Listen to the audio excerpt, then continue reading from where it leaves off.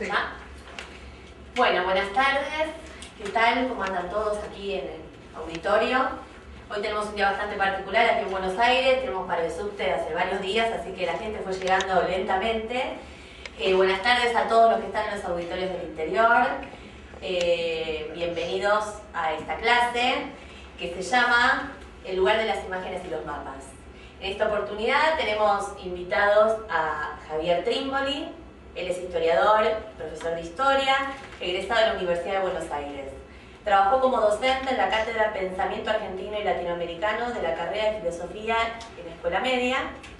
En el 2006 fue coordinador del programa A 30 años del golpe en el Ministerio de Educación de la Nación. Como asesor historiográfico de la televisión pública, integró el equipo que llevó adelante la serie emitida en 2010, Huella de un siglo, y la película Belgrano. Entre sus libros se encuentra 1904. Bienvenido. Y al lado de Javier está Carla Lois. Ella es licenciada en Geografía y doctora en Filosofía y Letras del área de Historia por la Universidad de Buenos Aires. Es investigadora del CONICET y se desempeña como docente en la Universidad de Buenos Aires y en la Universidad Nacional de La Plata en las áreas de Historia del Pensamiento Geográfico y Cartografía. Coordina el equipo de Historia y Epistemología de la Cartografía en el Instituto de Geografía de la UBA y dirige el proyecto colectivo UBACIC, Geografía y Cultura Visual, la circulación de imágenes cartográficas en diversas prácticas sociales. En sus trabajos de investigación se dedica al campo de historia, de la geografía y de la cartografía. Bienvenida y les dejamos la palabra a ustedes. Bueno, buenas tardes. Ustedes me dirán si se escucha bien, si se escucha mal, cómo tengo que hablar. Bien, me interesaba, por empezar, un breve planteo que tiene que ver con la interrogación acerca de en qué sentido las imágenes pueden sernos útiles a los docentes, a los maestros, a los profesores de historia, a la hora de enseñar la historia, a la hora de enseñar el pasado. Pongo esta pregunta directamente por la afirmativa, suponiendo que, y dando por entendido que las imágenes pueden ser efectivamente útiles a la hora de enseñar historia. Y al hacer esta torsión, lo que estoy señalando, o lo que me interesa señalar, es que las más de las veces se ha pensado que las imágenes, lejos de ser artefactos, lejos de ser artificios, que bien pueden ayudar a ser más ágil, más rica, incluso posible la enseñanza de la historia, venían a entorpecer. Por supuesto, en la lectura que a mí me interesa proponer, las imágenes bien pueden ser aliadas a la hora de construir relatos sobre el pasado ante nuestros alumnos. Me interesa que haya una cita, como una suerte de epígrafe, que quiero que esté presente a lo largo del desarrollo que voy a proponer, y que dice lo siguiente: quien piensa con conceptos y no con imágenes, se comporta con la lengua tan cruelmente como quien solo ve categorías sociales y no seres humanos. La leo una vez más.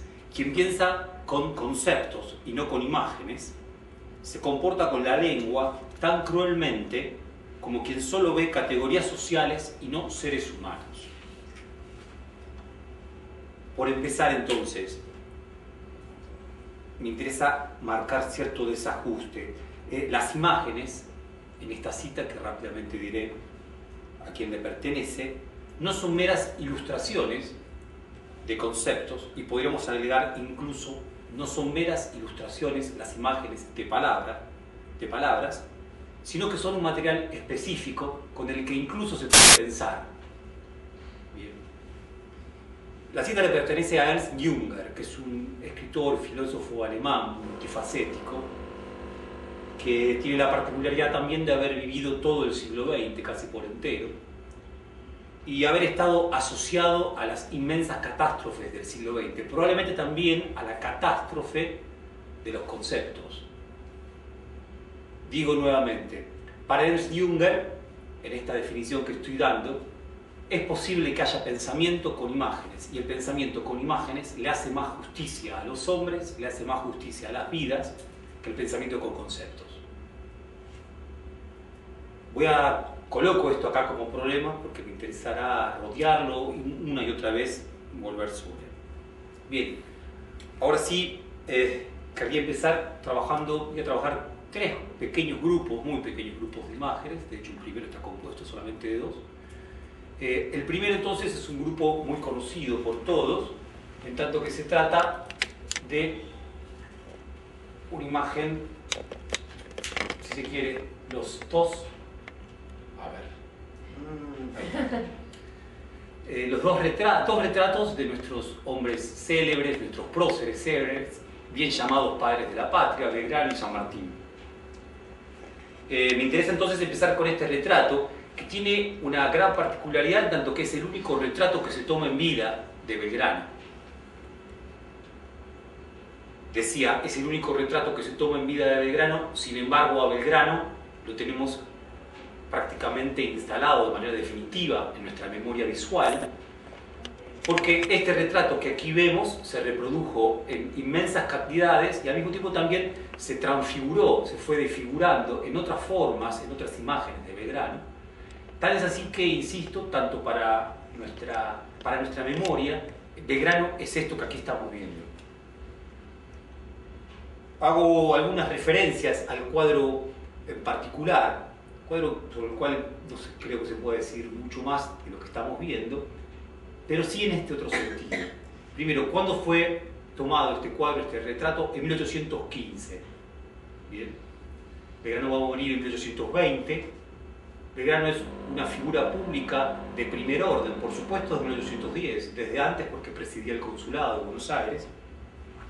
Belgrano tenía en ese entonces, si no me equivoco, 45 años. Y el retrato este fue tomado por un pintor importante, de segundo orden, pero de un segundo orden europeo. Su nombre es Carbonnier, y en la ciudad de Londres. O sea,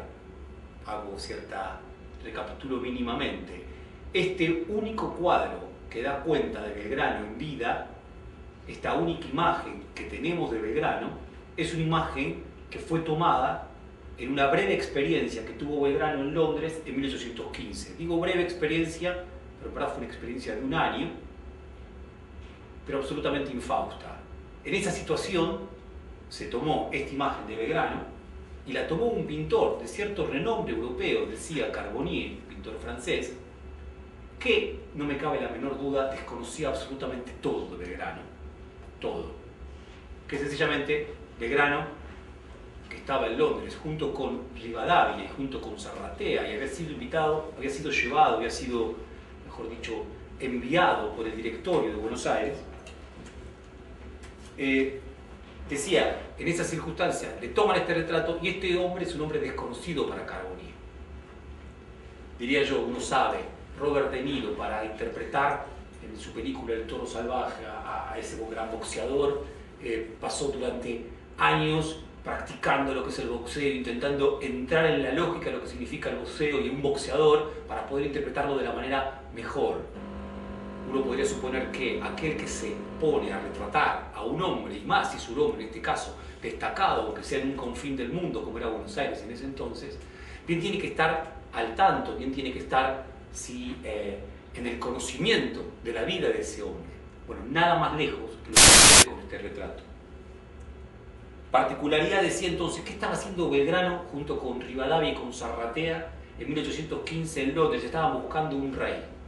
1815 es una fecha tremenda, no solamente para la historia de la Revolución Argentina, sino también para la historia de las revoluciones europeas, en tanto que es el año que comienza la restauración, el año de la derrota de Napoleón, derrota definitiva de Napoleón. Por lo tanto, era el año de la vuelta al poder, había vuelto al poder ya Fernando VII en España en 1914. La cuestión era que había que conseguir un nuevo rey, un rey para el Río de la Plata. Para eso es enviado Belgrano junto con estos otros dos hombres. El suceso es maravilloso, lo voy a contar muy rápido. Sencillamente lo que les pasa a estos hombres, que además van con bastante plata en busca de un rey, casi como una misión diplomática primera de la Revolución de Mayo, es que los timan, los burlan, los engañan, le sacan la plata. Es así, lo cuenta así Vicente Fidel López en un capítulo de su Historia de la República Argentina, y dice que fue un paso tragicómico, en tanto que encuentran un emisario que intenta ponerse en vinculación con la familia de los Borbones, y este hombre directamente les roba el dinero.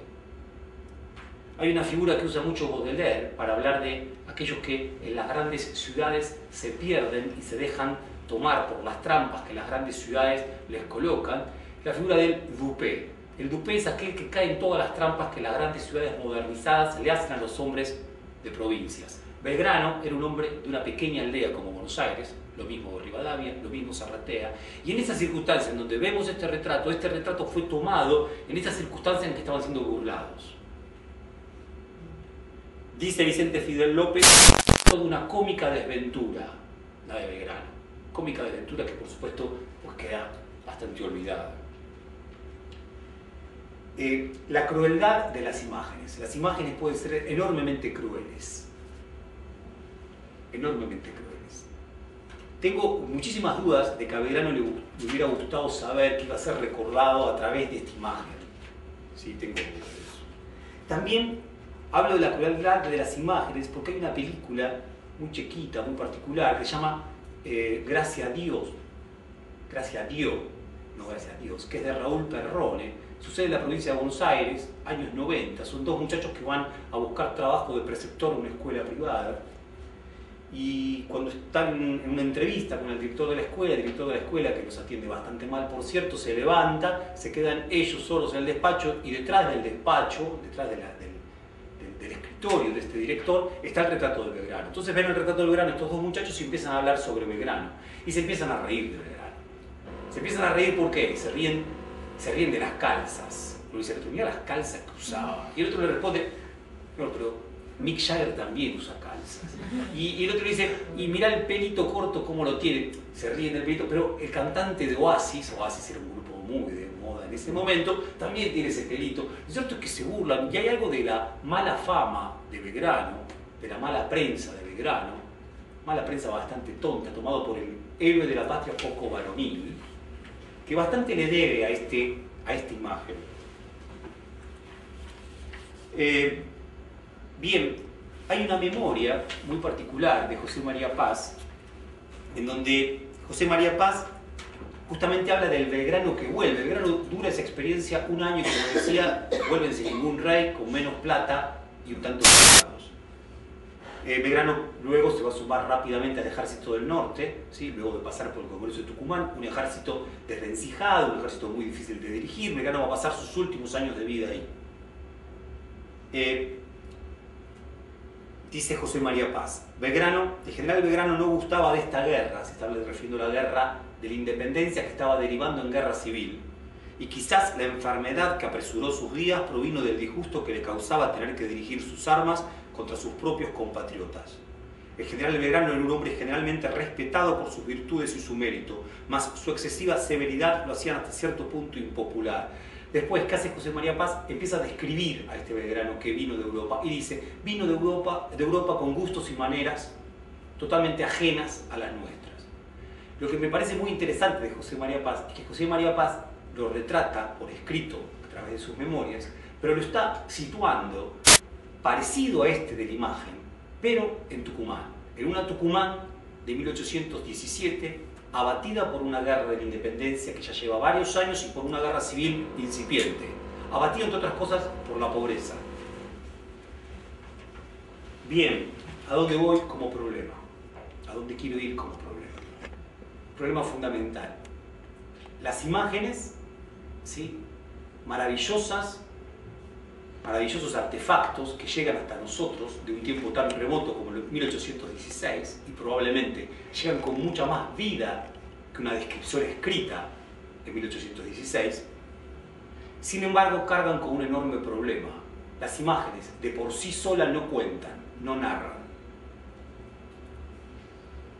Dice John Berger, que es uno de los críticos de arte más importantes del siglo XX, de la fotografía, pero en general, crítico de arte de primer orden, dice John Berger en su libro Mirar, en un artículo que tiene, en verdad es un artículo sobre un texto de Susan Sontag, dice John Berger que El problema de las imágenes es que sin el epígrafe no son nada. Sin el epígrafe, las imágenes solamente las entienden, solamente las pueden hacer suyas aquellos que están absolutamente cercanos a ellas. Por ejemplo, dice John Berger, fotografía de una familia. La fotografía de una familia puede no llevar epígrafe porque todos en la familia, todos aquellos que van a ver esa foto, saben quiénes son cada uno de esos que están fotografiados. El problema es que cuando la foto deja de ser familiar o cuando el retrato deja de ser familiar, si no lleva epígrafe, se pierde. Se pierde el sentido de esa imagen.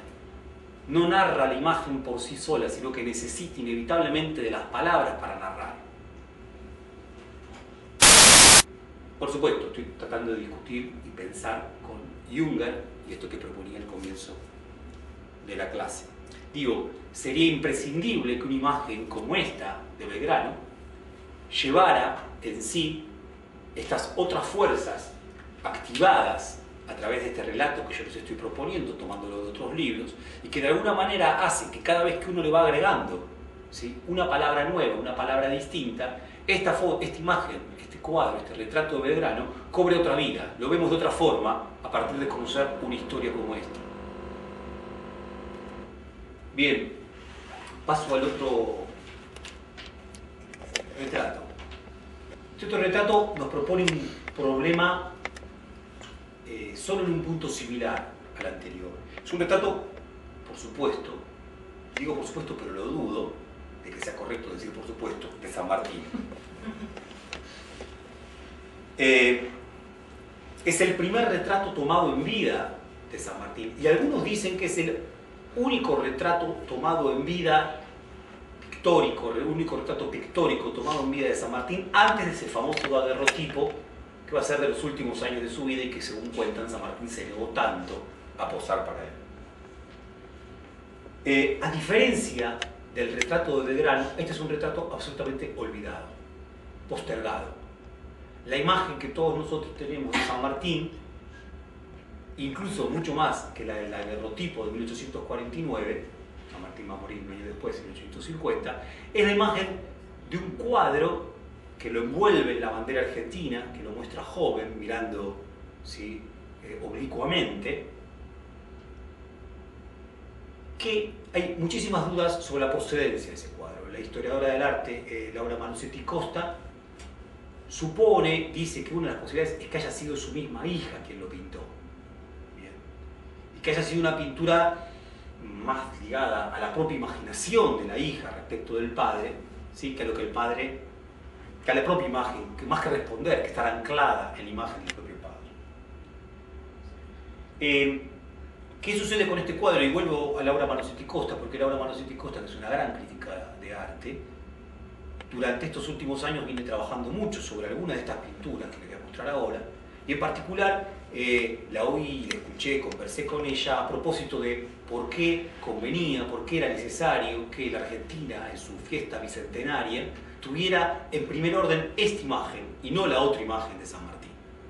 Primer tema en particular, el autor de esta imagen, tan maravillosa a mi entender, es un pintor peruano, mulato, llamado Gil de Castro. Es un pintor peruano de formación religiosa. Antes de pintar a San Martín, había pintado fundamentalmente ángeles, así como también familias de renombre, vecinos importantes de Lima y después de Santiago de Chile. Este cuadro, este retrato, es de 1817. San Martín gana la batalla de Chacabuco en febrero de 1817. San Martín es el hombre fuerte de Chile en ese entonces, le está dando su independencia. Por tanto, va a posar ante el pincel, ¿sí?, frente al lienzo de este pintor peruano y mulato Gil de Castro.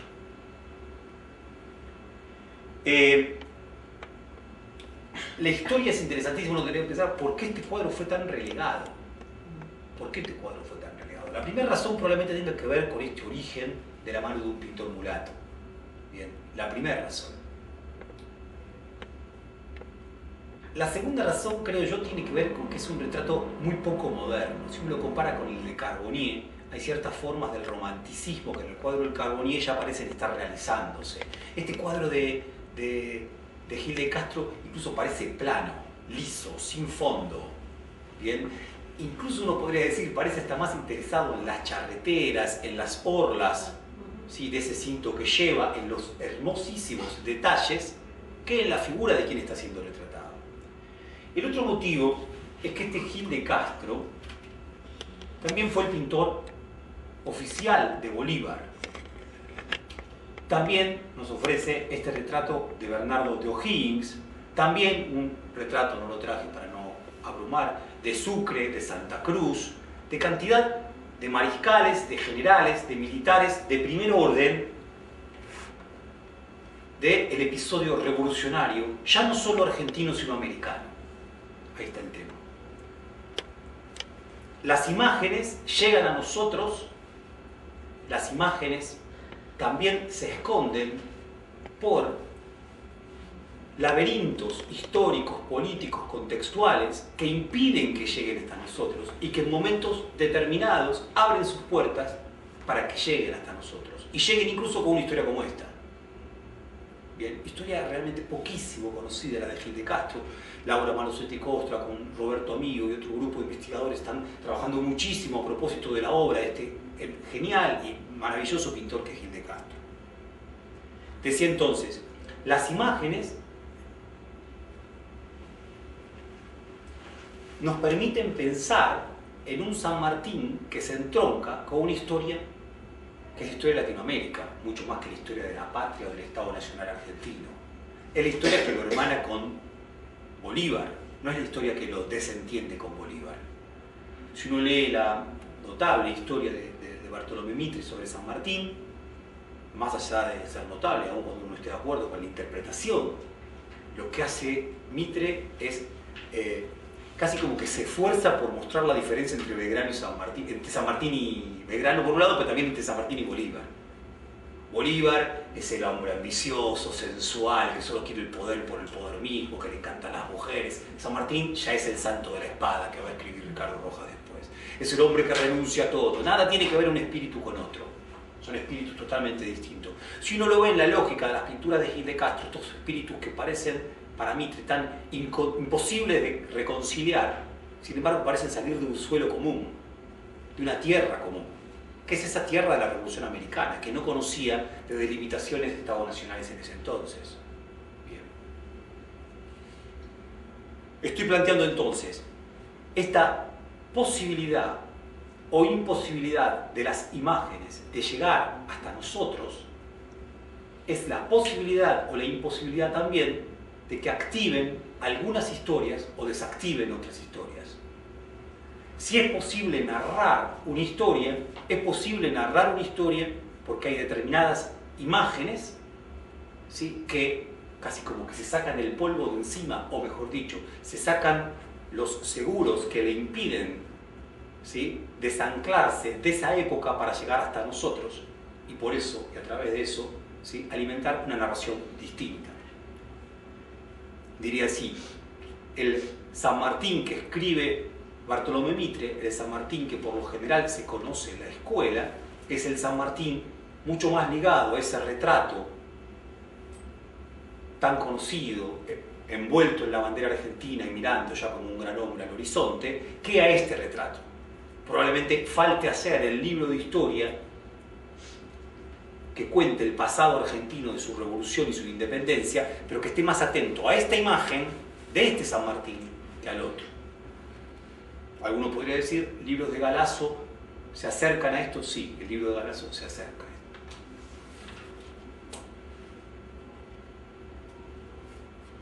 Bueno, acabo de tener un problema, una hoja está salteada.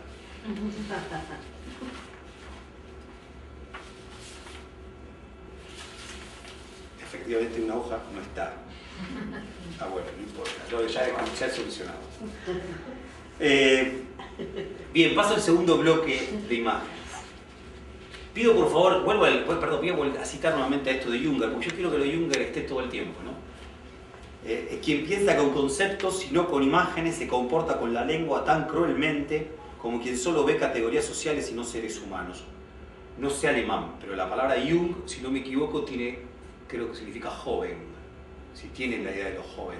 Este amigo Ernst Jünger vivió 100 años, 103, 104 años. Una cosa muy extraña también. Bien, paso a esta otra imagen, pero antes de pasar voy a decir, voy ahora a este segundo grupo, que es en verdad un grupo compuesto de una única imagen, grandísima imagen. Y antes de hablar de ella, quiero advertir lo siguiente. Hacia 1860, en verdad, en París es antes, en 1850, se pone de moda un tipo de primera fotografía, incluso ya es fotografía, que se llama carte de visite, improvisando francés, que es carta de visita. La carta de visita es un retrato fotográfico que, por supuesto, hombres, fundamentalmente hombres de posición social, logran que se produzcan de ellos mismos y que sirve para distribuir entre amistades, entre conocidos, amigos, familiares, también para introducirse a un medio social que lo desconoce a uno y que para ese momento tan importante, que es el momento del primer contacto, llegar a través, ¿sí?, de estas imágenes. Pienso que poco ha variado en esto quizás de las fotos que se cuelgan y cuelgan los chicos en las redes sociales para que se los reconozcan a ellos, ¿no? Carte de visite. Sarmiento tenía carte de visite, Alberdi tenía carte de visite. Cuando los hombres van a la guerra del Paraguay en 1865, es muy usual que se saquen sus fotos para que sus fotos incluso a veces los sobrevivan y queden como recuerdos de sus familias antes de ir al frente. Lo que vamos a ver ahora es una carte de visite, tomada cerca, no hay fecha precisa, de 1861.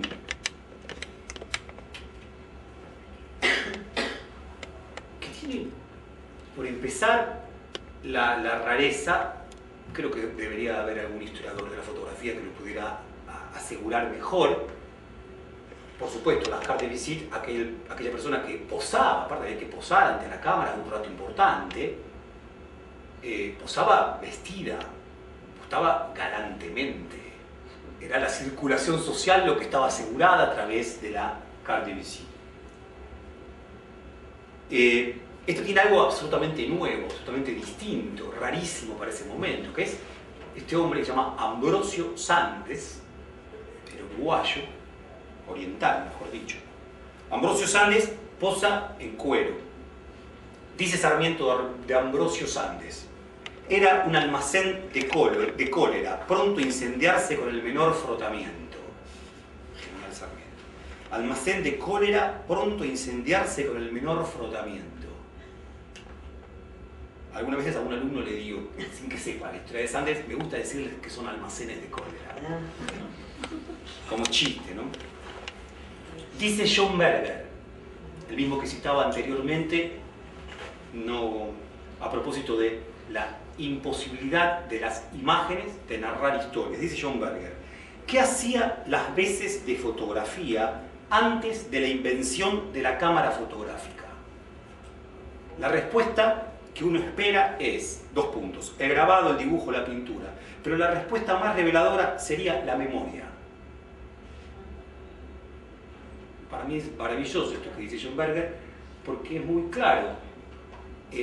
Lo que no sostenía la imagen antes de la fotografía, que lo que asegura la fotografía es la reproductibilidad técnica de la imagen, cosa que no estaba con el cuadro de Belgrano ni con el cuadro de San Martín, que no se reproducían en cientos, miles.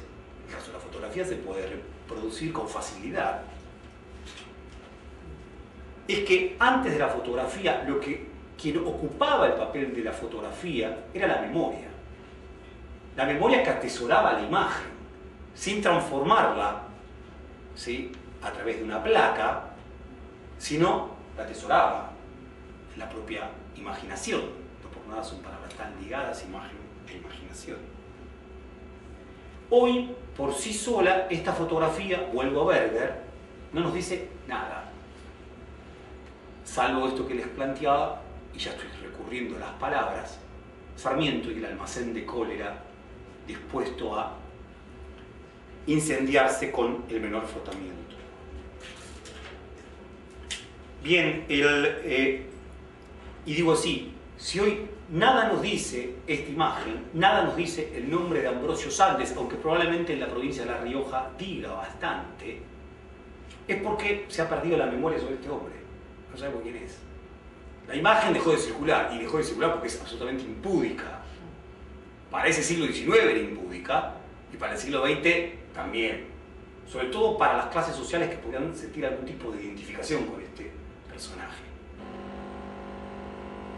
Bien, digo, luego de 1861, de la batalla de Pavón, en septiembre de 1861, se hacen esfuerzos inmensos por concluir con la formación del Estado Nacional. O, de otra manera, luego de la batalla de Pavón, la civilización se expande desde Buenos Aires a las provincias, o incluso, ya con otro matiz ideológico, los intereses de Buenos Aires se imponen a los de las provincias. Estoy usando distintas maneras de nombrar a este hombre. ¿Por qué? Porque este hombre fue uno de esos hombres que llevó la civilización a las provincias, que integró el ejército que, con Sarmiento como uno de sus principales integrantes, desde Buenos Aires marchó a las provincias a principios de 1862.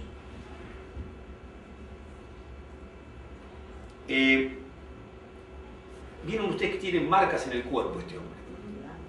53 heridas tenía Ambrosio Sandes antes de morir. 53 heridas. Dice Sarmiento, voy a leer de vuelta. Era tan pródigo en la sangre propia como en la sangre ajena. La vertía con la misma fruición. 53 heridas, y no muere de una herida en particular, sino que muere de la acumulación de heridas que lo han hecho desangrar. Era un dice Manuel Gálvez en la biografía de Sarmiento, era un chacal este hombre. Digo que en La Rioja se lo conoce porque en La Rioja las montoneras del Chacho Peñalosa lo tuvieron como uno de sus principales, digo, como el coronel enemigo por excelencia. Era Sandes, ¿sí?, y sus hombres los que llevaban adelante la represión de esas montoneras, que el propio Sarmiento reconoce era el pueblo entero de La Rioja. Dice Eduardo Gutiérrez, miren qué notable, ¿no? Porque estoy hablando de Sarmiento y ahora hablo de Eduardo Gutiérrez. Eduardo Gutiérrez es el que escribe el primer bestseller argentino que Juan Moreira, antes que Martín Fierro. Y Eduardo Gutiérrez también escribe sobre el Chacho Peñalosa y también escribe sobre Sandes, a quien admira, porque lo entiende que es un militar absolutamente valiente, de un gran coraje. 53 heridas. Cuenta que una de las costumbres que dice que a Sandes no le gustaba llevar prisioneros, porque le parecía que llevar prisioneros, más aún en los llanos riojanos, era absolutamente tedioso, de un gran peso, era un enorme sacrificio que podía conllevar la derrota del propio ejército, el hecho de llevar prisioneros. Por lo tanto, ¿qué práctica tenía Sandes? De Buenos Aires Mitre le dice, no puede ser, no los puede fusilar, fusilarlos sería una barbaridad. ¿Qué hace Sandes entonces? Los despalma, les saca la parte del pie, ¿no? Les corta la palma del pie, ¿sí?, la planta del pie para que no puedan caminar y se mueran en el desierto. Este es Sandes. Entonces, mi problema, lo que estoy trayendo, quiero traerlo como problema. ¿Qué concepto se le pone a esta imagen? ¿Cuál es el concepto arriba de esta imagen? Formación del Estado Nacional. Lucha de la civilización contra la barbarie. ¿Quién representa? ¿Quién la barbarie? ¿Dónde está? ¿Qué cosa? Pero insisto, porque, digo, un historiador por quien tengo un enorme aprecio, que es Tulio Alperindongui, cuando habla de estos años Tulio Alperindongui, por supuesto jamás lo menciona a Sandes. Apenas una vez menciona al Chacho Peñalosa. Y ante todo lo que dices son los años de la formación del proceso, dificultoso proceso de formación del Estado Nacional. Ahora, si uno toma el concepto, formación del concepto del Estado Nacional, el concepto es eso. Tan vago, tan general, tan frío que incluso lo más probable es que lo olvidemos o que lo naturalicemos como si significara poco o nada. Bien. Ese Estado Nacional que se conforma en ese entonces se conforma con actores como este. Dice Hannah Arendt, dice, el historiador, al mirar hacia atrás en el proceso histórico, se ha acostumbrado a descubrir un significado objetivo, independiente de los fines y de la conciencia de sus actores. hasta tal punto que es capaz de no advertir lo que en realidad ha ocurrido mientras intenta discernir alguna tendencia objetiva. Por ejemplo, no verá las características particulares de la dictadura totalitaria de Stalin por detenerse en la industrialización del imperio soviético o en las metas nacionalistas de la tradicional política exterior rusa. ¿Qué me interesa de esto que afirma Hannah Arendt hacia 1950? Hannah Arendt discute con la idea de proceso, idea que los profesores de historia, que los historiadores hemos hecho nuestra, a veces con demasiada facilidad. ¿Por qué? Porque dice que la idea de proceso nos enajena de la verdad de la historia, de su propio transcurrir, de las decisiones que llevaron a los hombres a hacer una cosa y otra cosa. Digo, en vez de hablar, dice Hannah Arendt, que es profundamente anticomunista, bien, como también antinazi, dice Hannah Arendt, en vez de hablar de lo que hizo efectivamente Stalin, se va a hablar del proceso de industrialización soviético. Una palabra general, vaga. El proceso de formación del Estado Nacional, ¿qué hace? Nos ocluye esta imagen, hace que esta imagen no nos llegue, hace que esta imagen se olvide. Bien. Civilización como gran palabra, el Partido de la Libertad expande, ¿sí?, la civilización en las provincias del interior. Todas enormes palabras que esconden el cuerpo de Ambrosio Sandes, que tiene encima 53 heridas que le metieron los gauchos, que lo quisieron matar para defender básicamente sus intereses, sus tierras. Dice Hannah Arendt notablemente, la idea del proceso nos aliena de la propia historia. Nos aliena de la propia historia, porque perdemos la objetividad de un mundo que está compuesta de hechos, de acontecimientos, de sucesos, de nombres propios. El proceso aplana, lo deja de lado. Pero es más importante aprender el modo de producción capitalista que Ambrosio Sandes. Los muchachos probablemente sepan lo que es la acumulación precapitalista y la violencia que significó, y no saben quién es Ambrosio Sandes. Y para mí es absolutamente necesario que sepan quién es Ambrosio Sandes.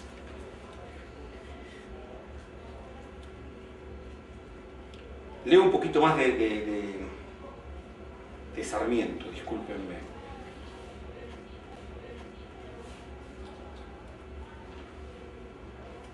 ¿Cómo estoy de tiempo? Tenés 20 minutos. 15. 20, 15. Bueno, miren lo que dice Sarmiento. Tiene un bellísimo libro, un tanto brutal también, sobre el Chacho Peñalosa, que se llama La vida del Chacho. Perdón, El Chacho, último caudillo de la Montonera de los Llanos. La vida del Chacho es de José Hernández. Dice en un momento así sobre Sandes, dice: como las mujeres en achaques de hermosura, Sandes no toleraba el elogio en su presencia de otro valor que el suyo. Y cuando de valientes heridos se hablaba, preguntaba con la dignidad de un senador que interrumpe: ¿dónde están las heridas? ¿En el pecho? Sigue Sarmiento. Era Orlando furioso, y su enajenación infundía estímulo y terror en sus propios soldados. Pródigo en la sangre, no había de mostrarse económico de la ajena, y su odio y desprecio por el gaucho, de que él era un tipo elevado, le hacía, como es la idea del montonero argentino, propender al exterminio. Bueno, la descripción de Sarmiento es notable. Notable también que este libro de Sarmiento esté totalmente olvidado. Me tocó a mí dar clases durante bastantes 10 años en la Facultad de Filosofía y Letras, y di clases sobre Facundo, y maravillado por Facundo. Este libro que acabo, esta cita, y en verdad este libro también me parece maravilloso, pero es un libro que está totalmente ocluido, oscurecido. Insisto, como las imágenes, a veces también hay libros que por determinados laberintos históricos, políticos concretos, no llegan a nosotros. Ahora bien, ¿qué me interesa decir? Hay algo más que plantear. Dice algo, bueno, Sandes muere antes de que sea asesinado el Chacho Peñalosa en Olta, en noviembre de 1863. Pero Sarmiento, ¿qué dice? Fueron los manes de Sandes los que lo mataron. Fueron los manes. El espíritu de Sandes, el espíritu asesino de Sandes, este espíritu colérico que propendía al exterminio, el que finalmente lo mata. Bien, pequeña observación. Con las palabras también se pueden construir imágenes. lo que estoy leyendo de Sarmiento son geniales imágenes que construye Sarmiento con palabras de este hombre. Geniales imágenes. Trata la lengua, diría Junger, trata la lengua, incluso a través de la escritura, con imágenes. Incluso cuando nos parezca deleznable lo que está diciendo Sarmiento, porque nos parece deleznable lo que está diciendo Sarmiento, digo, cosas que Sarmiento son geniales, yo creo que esto también es genial, pero hay cosas que uno puede identificarse en términos de valor. Acá no, en lo más mínimo, porque está haciendo elogio de un hombre que ha exterminado gauchos. Decía, pero Sarmiento es maravilloso construyendo imágenes, como lo es Eduardo Gutiérrez también, el escritor de Juan Moreira, ¿sí? El escritor del Chacho. ¿Por qué digo yo con tanta insistencia esto de que está bueno que se sepa Ambrosio Sandes? Yo a mi hijo le voy a contar quién es Ambrosio Sandes prontamente, a mi hija también, para que tengan cuidado, para que sepan lo que es posible entre los humanos, lo que es posible. Porque si esto es posible, acá está el tema, si esto es posible una vez, va a ser posible varias veces más, como fue posible varias veces más. Dice Walter Benjamin, el historicismo, el academicismo historicista, tiende a pensar que el tiempo es tiempo vacío, homogéneo, lineal, progresivo. Para Benjamin el tiempo es pleno, y el tiempo es ahora, y el tiempo es incluso profético. Esta imagen tendría que ser puesta en relación con las imágenes de Astiz. Y es más, si muchas veces nuestros muchachos en los años 70 hubieran conocido a Ambrosio Sandes, probablemente se hubieran cuidado mejor de cómo se movían. Porque saben que si un país puede producir una cultura, la cultura occidental produce esto, lo puede producir una y otra vez. Ahora, estas imágenes, de vuelta, muchas veces enterradas por los conceptos, por los procesos, otras por laberintos políticos particulares, hacen que esta imagen no llegue ante nosotros. Dice Benjamin, de lo que se trata es de hacer saltos de tigre al pasado. Saltos de tigre al pasado que unan nuestro presente con fragmentos distantes del pasado y que entiendan muchas veces cómo en nuestro presente siguen vivas estas imágenes. O, de otra manera, cómo el pasado cada tanto nos asalta a nosotros como si el pasado fuera un tigre. Y aparece Ambrosio Sandes y directamente lo ligamos con los tantos casos de torturadores, represores argentinos de la década de los 70.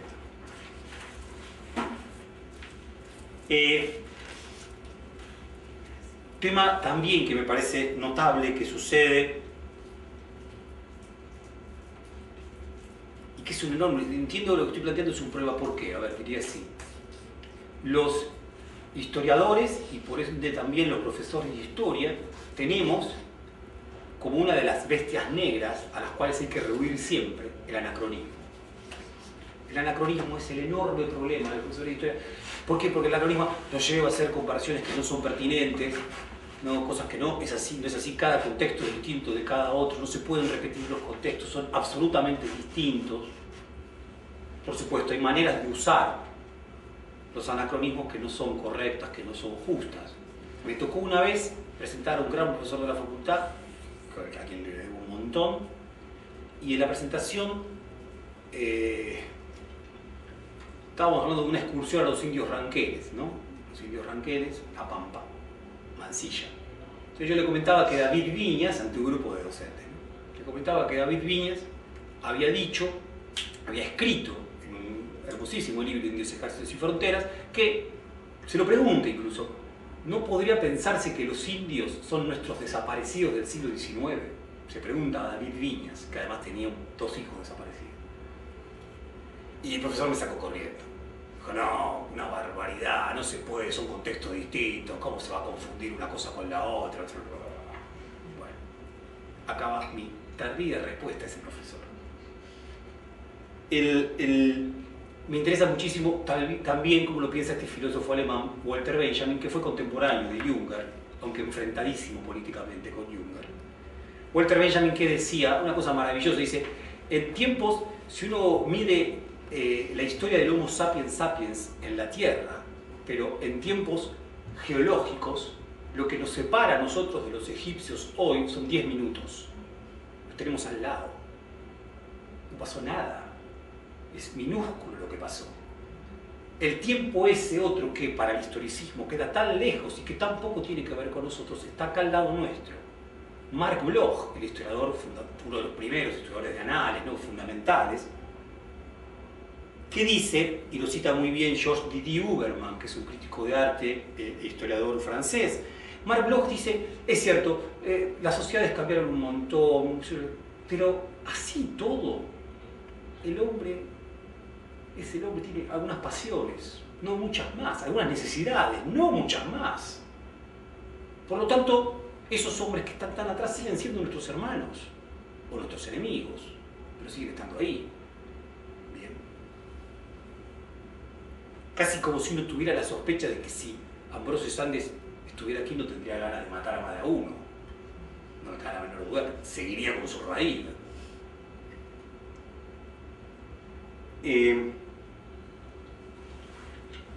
Bien, diría así, gracias Mercedes, las imágenes cargan y nos invitan a producir estos destiempos y estas anacronías.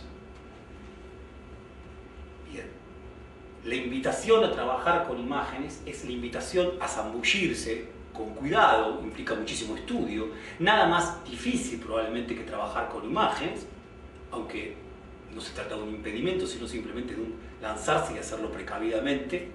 Bien, invitación a producir relaciones entre objetos, artefactos, tiempos que parecen distantes. Montar esas relaciones, eso es la imaginación. Las imágenes invitan a montar esas relaciones.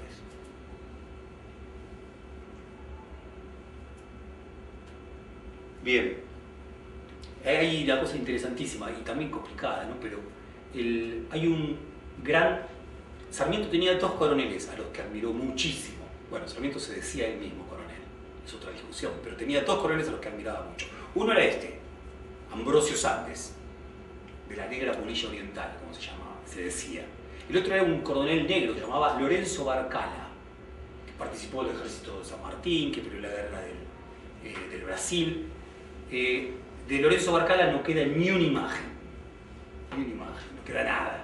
Era maravilloso Lorenzo Barcala, era genial. Para Sarmiento, Lorenzo Barcala era como la posibilidad de unir a la plebe, unir a las masas populares con las élites ilustradas. Era, si se quiere, el sueño de hegemonía más amistoso de Sarmiento, se conjugaba con Lorenzo Barcala. De él no queda imágenes. El otro sueño, el bestial de Sarmiento, el exterminador, el de no rey sangre de gaucho, se conjuga, sí, con Ambrosio Sandes.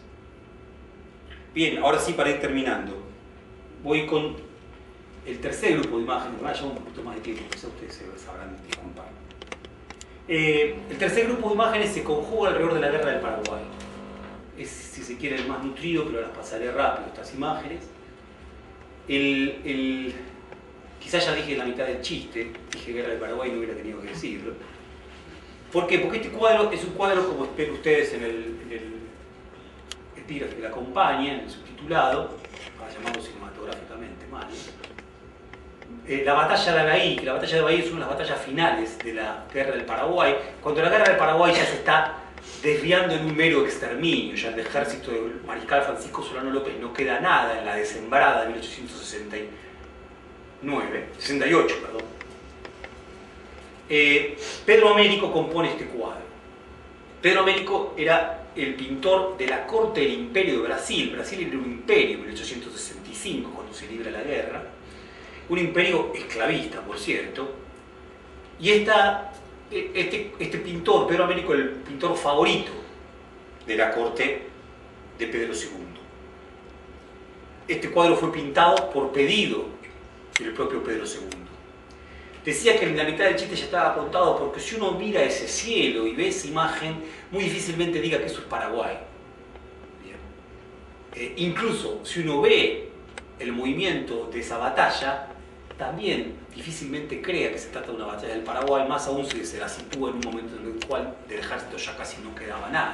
Es una imagen tardío romántica, con un cielo pergeñado de tormenta, con mucho despliegue, con mucho cuerpo, incluso con cuerpo muy musculoso, lo que parece entonces es casi como decir un imposible. La guerra ya llevaba más de 4 años y los cuerpos estaban exhaustos, tanto los imperiales brasileños como los paraguayos, y también de los pocos argentinos que quedaban.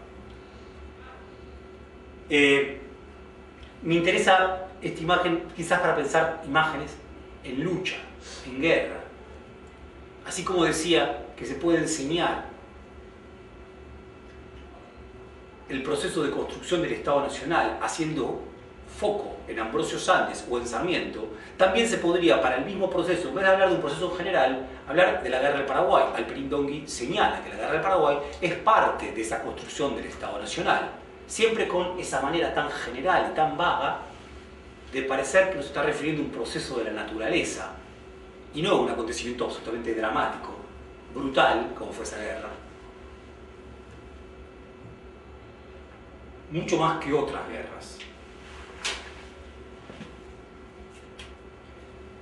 Juan Manuel Blanes, es un pintor oriental, el pintor de Urquiza, que cuando vuelve de Europa se entera de que en el Museo de Río de Janeiro se está exponiendo ese cuadro que acabamos de ver, de Pedro Américo, la batalla de Abaí, desciende del barco antes de llegar a Montevideo solamente para verlo, lo ve, se indigna y pinta este cuadro que se llama La Paraguaya. Bien. Que por supuesto, ante ese otro cuadro, plagado de cuerpos en guerra, tardío romántico, recargado de belicosidad épica, el cuadro que muestra es el dolor de una mujer sola, en un erial, lo que ha quedado en la tierra paraguaya después de una guerra en la que murió. Se cree, las cifras menos catastróficas hablan de 400.000 paraguayos.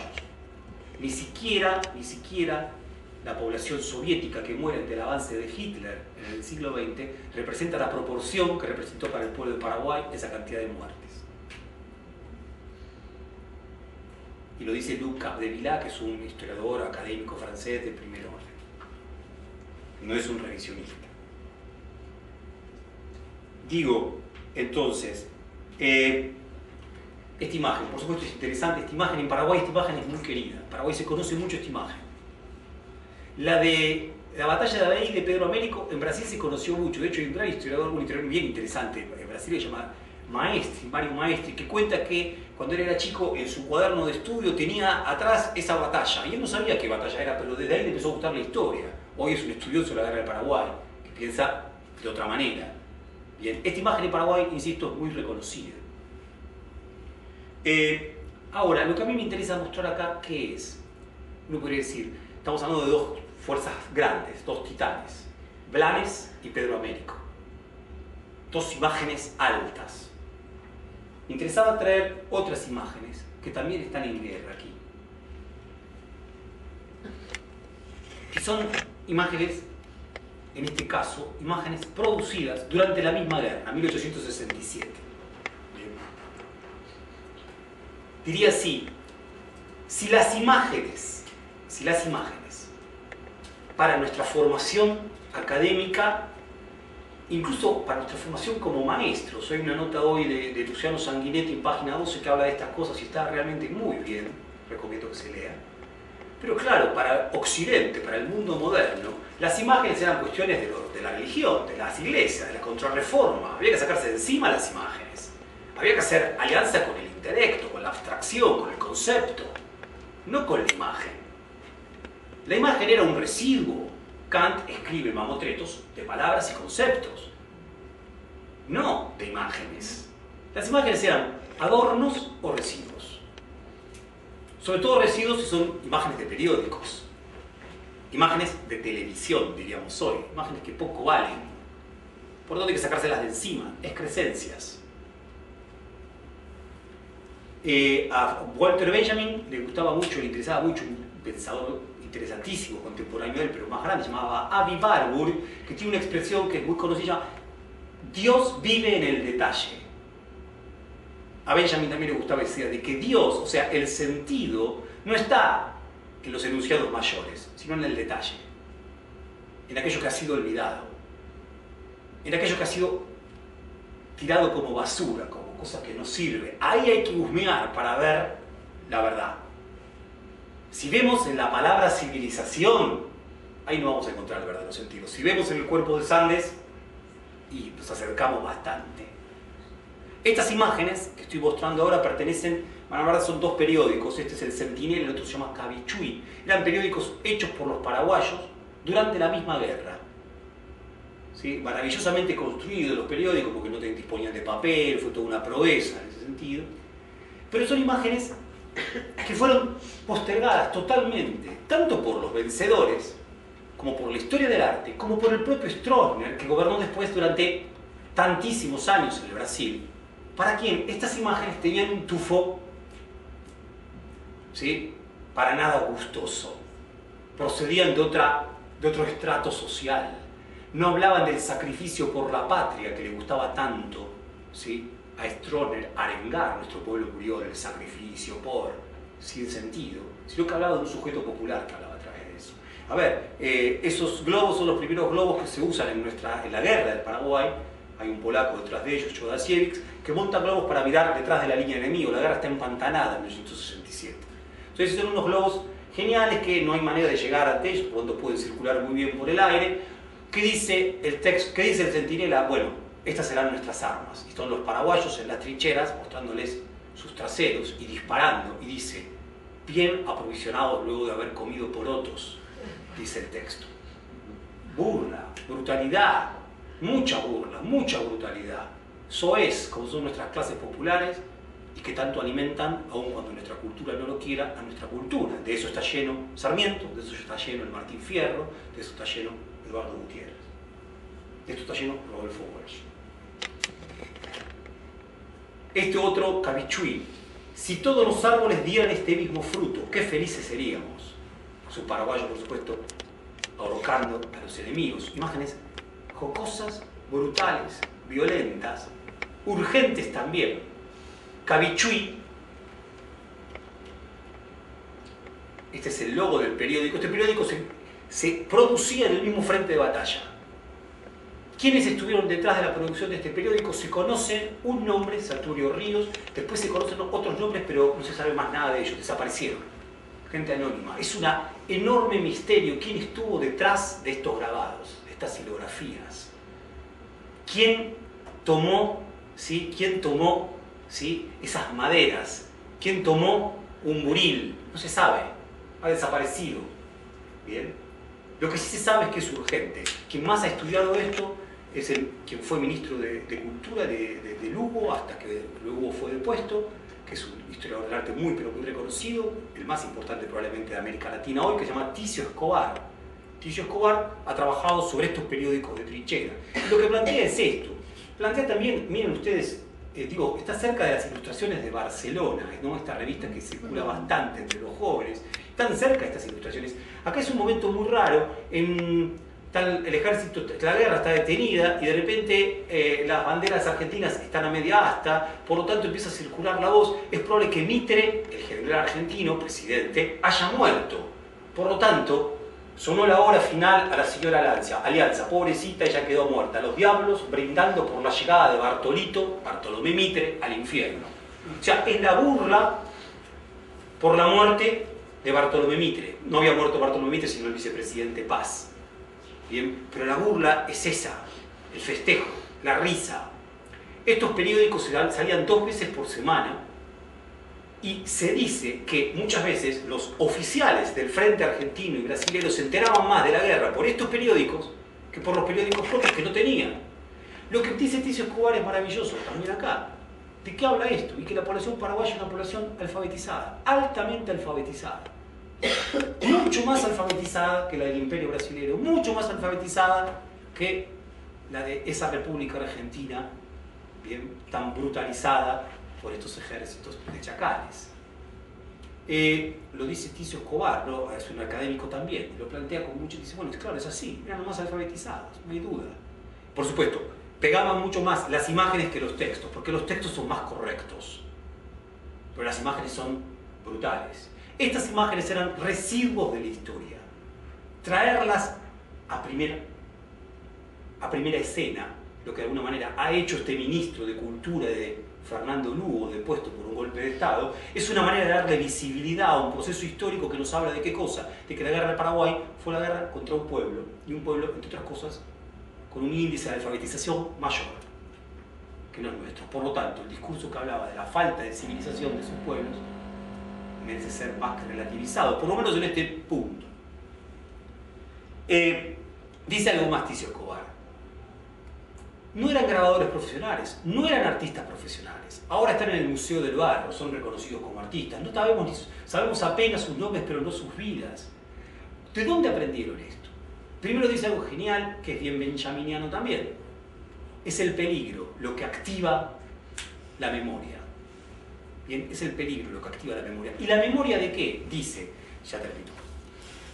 Si activa un peligro, es también el recuerdo de las misiones jesuíticas. Estos grabadores, si de algún lado aprendieron, fue de esas misiones jesuíticas tan importantes en el Paraguay que habían sido expulsadas un siglo atrás, otro destiempo. Que en instante de peligro tienen que hacer algo para comunicar lo que está pasando, para levantar el espíritu de la tropa, para burlarse del enemigo, y lo que activan es esto. Bueno, ahora sí, para ir terminando, solamente decir que si los conceptos, para discutir un poco con Junger, si los conceptos nos interesan a veces más que las imágenes, es porque los conceptos pueden ser útiles si queremos transformar el mundo. Bien, para transformar el mundo hacen falta los conceptos. La filosofía hasta el momento solo ha hecho todo por interpretar el mundo, no por transformarlo, decía Marx. Para transformarlo hace falta el mundo. Para otra cosa yo creo que no sirven demasiado. Sí sirven las imágenes y las historias y las narraciones. Por último, el aura. Para Benjamin, las imágenes, la obra de arte tenía aura. El problema enorme de Benjamin es que cuando el aura de la imagen, decía Benjamin, era la presencia irrepetible de una lejanía única que hay en una obra de arte. El problema muy serio de Benjamin es que cuando la obra de arte se reproduce técnicamente, ya su presencia no es irrepetible, se repite en serie. El problema es que cambia el estatuto del aura. Entonces Benjamin dice, pierden presencia irrepetible, pero ganan ¿en qué cosa? En capacidad de pedagogía de masas. Bien, discutiendo con Junger, todo. Junger participó en la Primera Guerra Mundial y en la Segunda Guerra Mundial junto con los nazis. Bien, y eso que escribí yo, que leí yo, lo escribe en París, ocupando París junto con el ejército alemán, aun cuando él tiene diferencias enormes con Hitler, pero parte del ejército alemán. Benjamin es comunista. Por último, decía Benjamin entonces, ¿de qué es devolverle el aura a un fenómeno, a una imagen? Es devolverle la capacidad para que levante la vista y nos mire a nosotros hoy en el presente. Probablemente lo que haya que activar a la hora de dar clase, a la hora de dar clase fundamentalmente respecto del pasado, es la posibilidad de que los fenómenos del pasado levanten la vista y vuelvan a mirarnos, ¿sí?, a los ojos. Nada más que eso. Gracias.